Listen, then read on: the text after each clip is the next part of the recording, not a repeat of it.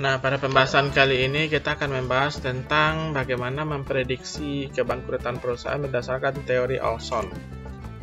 Nah, teori Olson ini rumusnya yang dipergunakan ada 9X. Nah, di sini X1-nya adalah log dari total aset dibagi dengan GNP, Gross National Product. Nah, itu menggunakan GNP tahun yang berlaku. Misalnya itu bisa kita cari di GNP, ada laporan GNP. Ini contoh perusahaan yang kita pakai adalah perusahaan beton, kodenya adalah beton. Ini bisa kita cari GNP itu. Nah, kita mau lihat yang angkanya yang ini saja, 1097,22 saja. Nah, kita menggunakan GNP. Cari datanya, ada X1 itu adalah log dari total aset dibagi dengan GNP. Ini contoh, ini kode, ini tahun misalnya. Ini datanya kita ambil adalah total aset. Nah, kemudian ini GNP, baru di sininya adalah X1. Misalnya tahunnya 2018 1, 2019 1. Nah, GNP setelah kita cari itu dapat nilainya 1097,22. 1097,22. Nah, kemudian kita lanjut yang 1029,24. Sorry. Itu 2018 ternyata ya. Oke, pindahkan. 2018 itu adalah nilainya 1029,24. 1029,24. Nah, itu angkanya.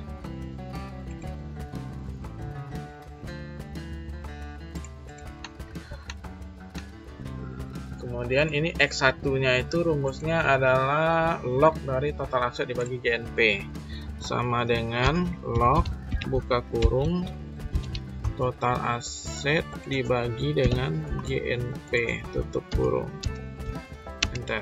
Nah, kemudian kita lanjutkan, X2-nya adalah total liabilitas dibagi dengan total aset. Total liabilitas itu adalah total utang dibagi dengan total aset. Ini X2 berarti sama dengan sum total utang bagi dengan total aset. Kemudian yang X3-nya itu rumusnya adalah working capital dibagi dengan total aset. Itu X3-nya. Working capital itu rumusnya aset lancar dikurang dengan utang lancar, baru working capital. Nah, baru baginya itu adalah dibagi dengan working capital dibagi dengan total aset. Nah, berarti ini adalah X3. X3 rumusnya sama dengan sum working capital dibagi dengan total aset. Enter, tutup kurung. Nah, yang working capital itu sama dengan sum aset lancar dikurang dengan utang lancar. Tutup kurung, enter. Seperti itu. Nah, kemudian ini baru dapat X3. X4-nya adalah current liabilitas dibagi dengan current asset. Current liabilitas utang lancar dibagi dengan aset lancar. Ini karena datanya sudah ada, berarti tinggal tulis X4 saja lagi. X4 karena datanya udah ada kan.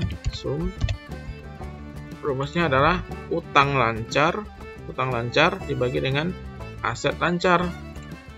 Utang lancar dibagi dengan aset lancar, tutup kurung, enter.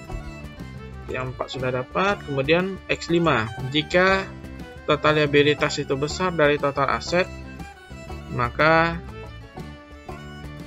ini angkanya 1 jika total liabilitas besar daripada total aset. 5 ini adalah dummy. X5 berarti dummy dia. Nanti kita ngitungnya. X5 nya ini kita kasih kode dummy. Nah, kemudian yang X6 net income, berarti pendapatan bersih dibagi dengan total aset. Pendapatan bersih bagi dengan total aset.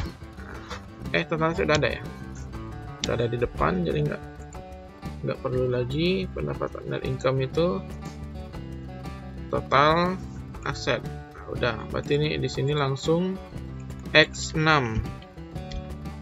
karena rumus X6 itu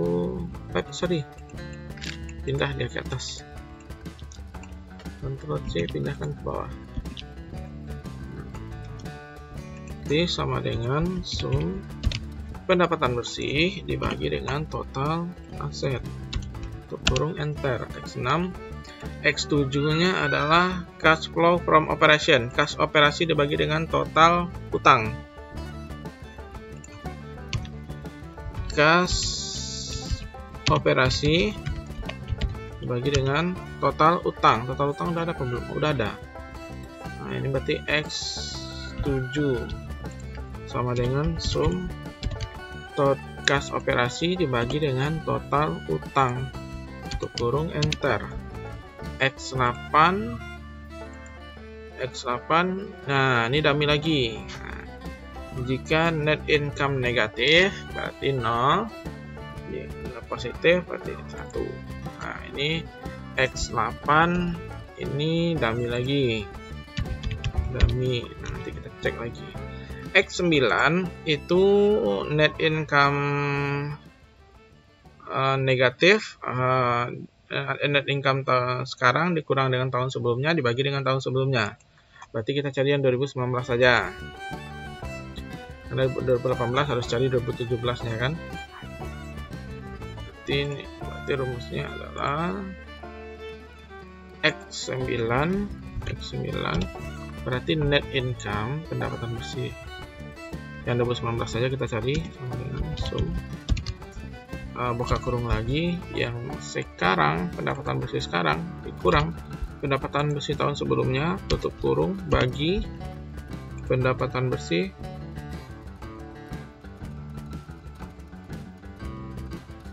berarti dikurang tahun sebelumnya ini, nah kemudian ditambahkan. Maksudnya itu gimana ya? Net income T tambah net income T-1.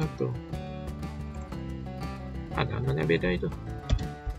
Kita coba aja lah ini. Sekarang ditambah dengan net income. Tutup kurung, kurung lagi, enter. Kita lihat aja nanti angkanya seperti apa.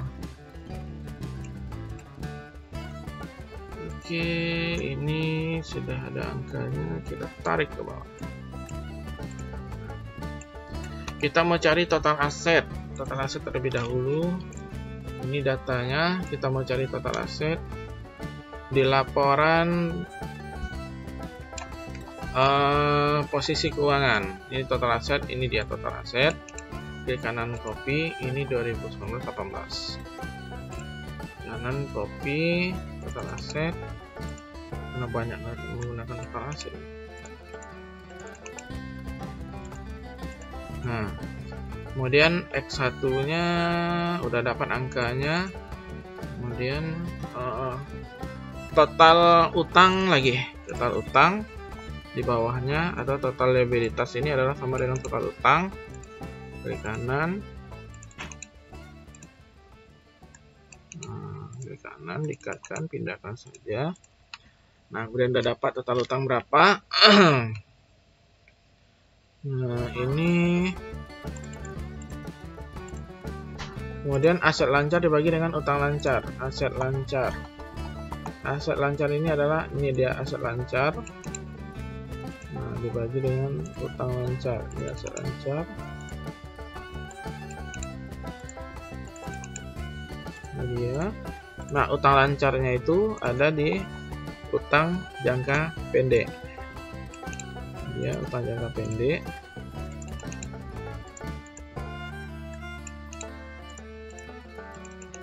Nah, ini dia utang jangka pendek. Nah, kemudian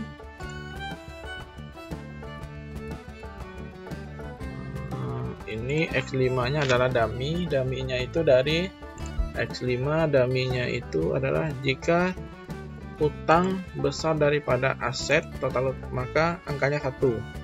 Total utang besar dari aset. Jika utang besar dari aset maka angkanya 1. Nah, berarti utang ini kecil dari aset. Nah, berarti ini angkanya adalah 0. Sebaliknya, net income bukan 0 jika total aset itu 0. Ini utangnya kecil dari aset, berarti 0 angkanya. Dua-duanya 0. Pendapatan bersih, nah, cek. Nah, kemudian pendapatan bersih yang dimaksud net income di sini adalah pendapatan yang sudah dikurangi dengan seluruh biaya. Nah, penjualan ini baru kotor. Nah, ini yang sudah dikurangi dengan biaya dan pajak, ini dia. Ini angkanya. Atau laba tahun berjalan, sama dengan itu. Nah, ini angkanya. Cut. Nah, kemudian lanjut cek kas operasi. Kas dari kegiatan operasi. Cek kas dari kegiatan operasi ini dia. Ini laporan arus kas. Ah, ini dia kas yang dari kegiatan operasi. Ini dia. Kas dari kegiatan operasi tinggal dipindahkan. Cut. Kemudian pastinya kurang di sini.